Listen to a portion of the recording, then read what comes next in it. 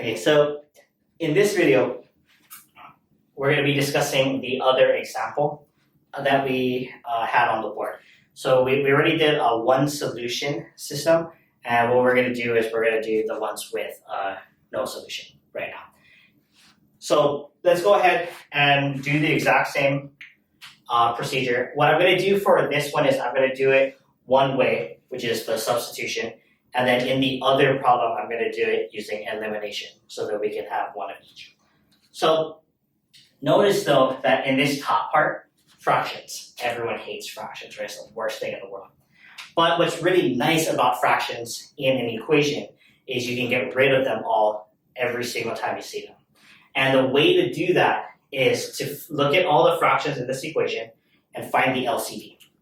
So the LCD of the 1/4 and the 3/8, I think everyone knows is 8. Okay.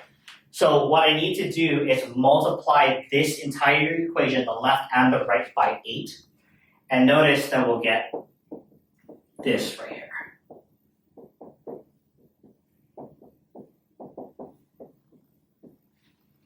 Okay. Let's do the distribution. So we get -8 minus 2y plus 3x is equal to 0. And notice that all the fractions disappear. I'm going to rewrite this equation down underneath just so we have everything organized. So the first step in the substitution was to pick a variable. And here, the variables are fairly nice to work with already because we only have x's and y's and the constants on the other side. So let's pick y. And then let's solve for it over here. So 2y minus 3x is equal to -4. Bring the 3x over. So that we can get 2y is equal to -4 plus 3x. If you care, you can flip those two to have the x's in front. It's up to you.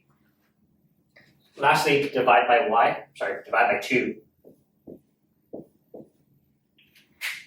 So that the left-hand side becomes y. And don't forget that when you have division like this, the division goes to both sides. So we get -2 plus 3 over 2x. So I'll go ahead and flip it around.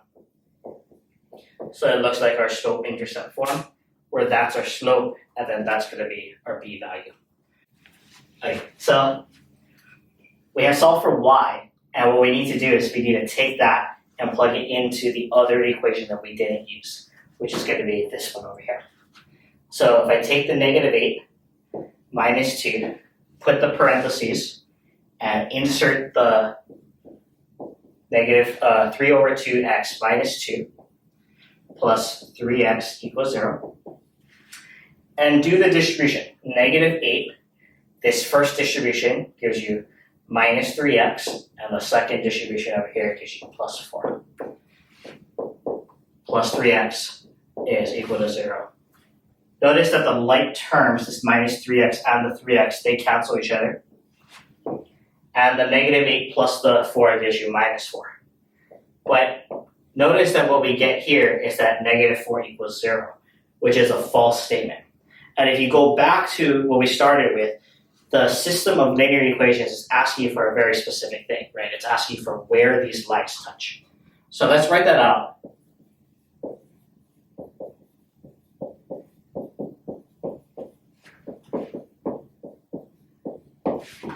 And the answer that we got for that question was always false.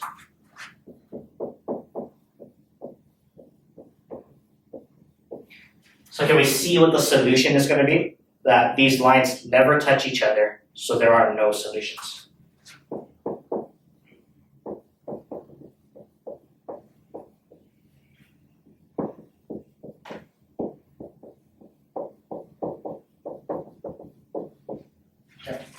Actually, now what I want to do is show you that if you understand that constant right there, that the lines do not touch, there's no solution. If you have a mathematical eye, you can actually see this from the very beginning, from here. So what I'm going to do with this equation is I'm going to solve for y in both of them. So let's start with the easy one. 2y minus 3x is equal to negative 4. So 2y is equal to negative 4 plus 3x.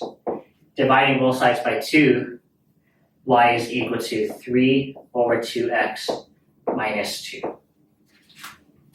And then do it again for the one on the top.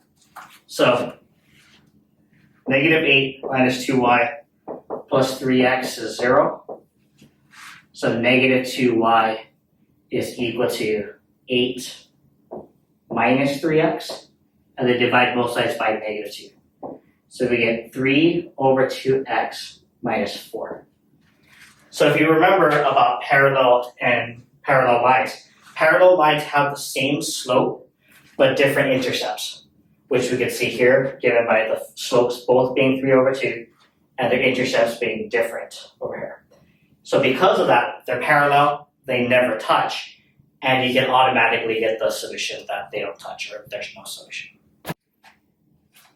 Okay, so the last type, the last example that we need to do is the ones with infinitely many solutions. So we're going to do this one through addition or elimination.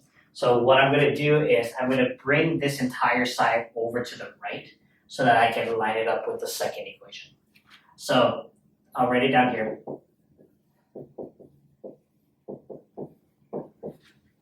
Sorry, 2x.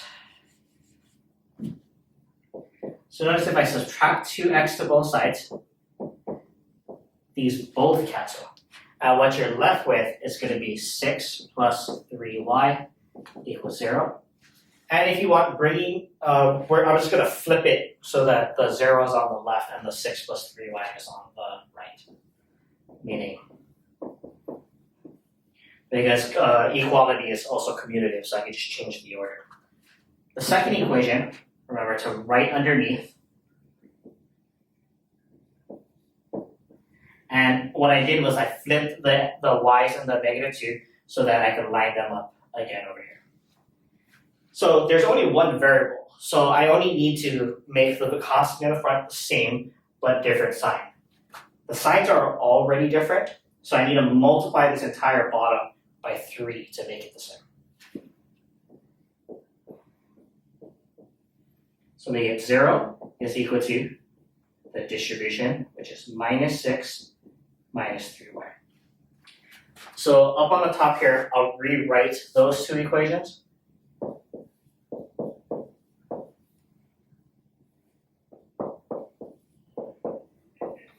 Now notice this is addition or elimination. So if I add straight down, the left side gives you 0. And notice that both of these cancel to give you 0 as well. Again, the goal of this is to figure out where these two lines touch each other. So let's write that out again. Where do these lines touch?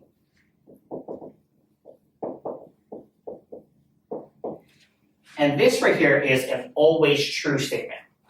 So this is always true. So the answer to where do these lines touch, always true. So they have infinitely many solutions. Or they lie on each other.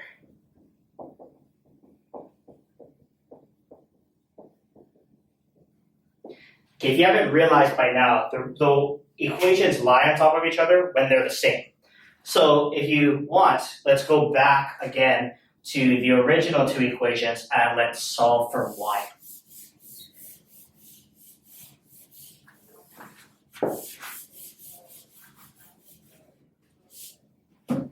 So here, the second one is fairly easy. We get add y to both sides, so y is equal to negative 2. Whereas this one is a little bit more complicated, so let's write that one out.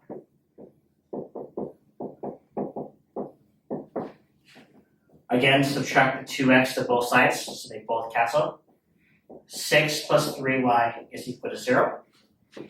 And now, subtract the 6 to both sides.